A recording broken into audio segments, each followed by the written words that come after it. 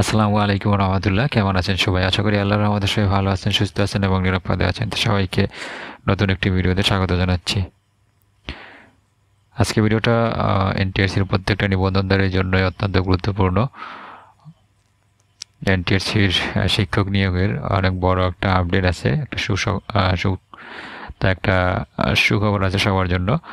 তো যারা ভিডিওটা প্লে করছেন সবার কাছে রিকোয়েস্ট থাকবে সম্পূর্ণ দেখবেন, আর যারা আমার চ্যানেলে নতুন প্লিজ চ্যানেলটি সাবস্ক্রাইব করে পাশে বেল আইকনে ক্লিক করে দিবেন।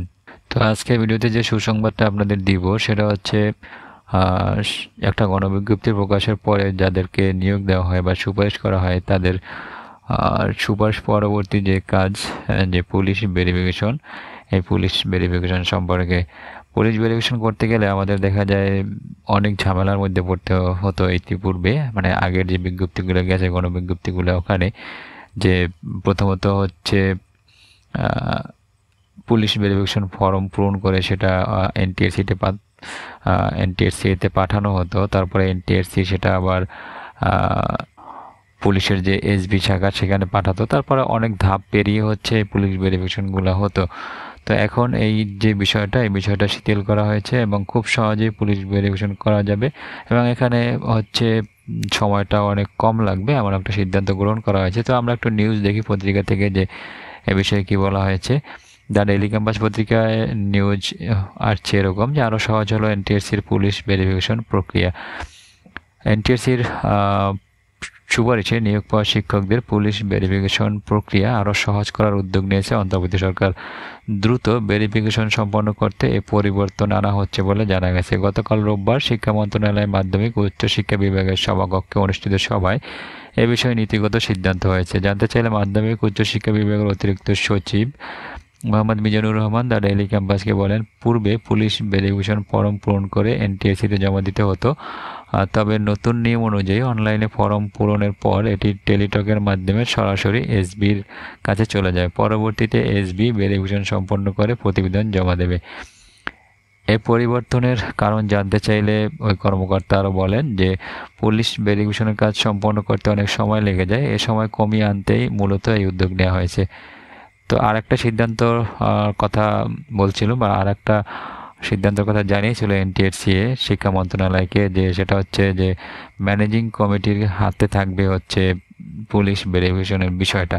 এটা চাইছিল এনটিআরসি, তো সেটা নাকচ করে দেওয়া হয়েছে যে পুলিশ ভেরিফিকেশন ম্যানেজিং কমিটির হাতে যাচ্ছে না। এনটিআরসির প্রবেশ পর্যায়ে শিক্ষক নিয়োগের পুলিশ ভেরিফিকেশন ম্যানেজিং কমিটির হাতে দেওয়ার প্রস্তাব করেছিল এনটিআরসি, তবে এই প্রস্তাবে সম্মতি দেয়নি শিক্ষা মন্ত্রণালয়। বিষয়টি নিয়ে গতকাল রোববার সভায় চূড়ান্ত সিদ্ধান্ত নেওয়া হয়েছে। এ বিষয়ে অতিরিক্ত সচিব মোহাম্মদ মিজানুর রহমান দ্য ডেইলি ক্যাম্পাসকে বলেন, পুলিশ ভেরিফিকেশন কার্যক্রম ম্যানেজিং কমিটির হাতে দেওয়া হচ্ছে না, আগের মতোই এনটিএসির মাধ্যমে এই কার্যক্রম সম্পন্ন হবে।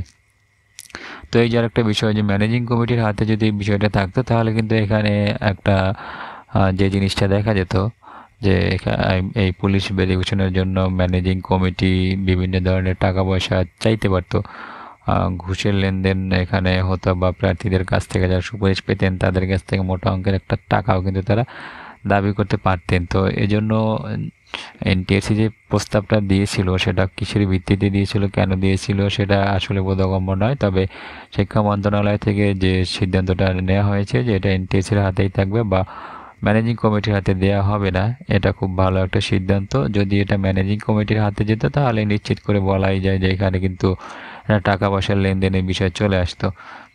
তো যাই হোক, এই যে একটা সিদ্ধান্ত গ্রহণ করা হলো যে পুলিশ ভেরিফিকেশনের বিষয়ে, এটা খুবই ভালো একটা সিদ্ধান্ত। হয়তো আশা করি আমরা একটা দ্রুত সময়ের মধ্যেই পুলিশ ভেরিফিকেশনের কাজ শেষ হবে গণবিজ্ঞপ্তির পরে। ইতিপূর্বে আমরা দেখেছি যে 6 মাস লেগে যেত এই যে পুলিশ ভেরিফিকেশনের জন্য। তো এখন আশা করি 2 থেকে 3 মাসের মধ্যে পুলিশ ভেরিফিকেশনের কার্যক্রম সম্পন্ন হবে। তো এটা সবার জন্যই একটা ভালো সংবাদ, ভালো বিষয় এটা।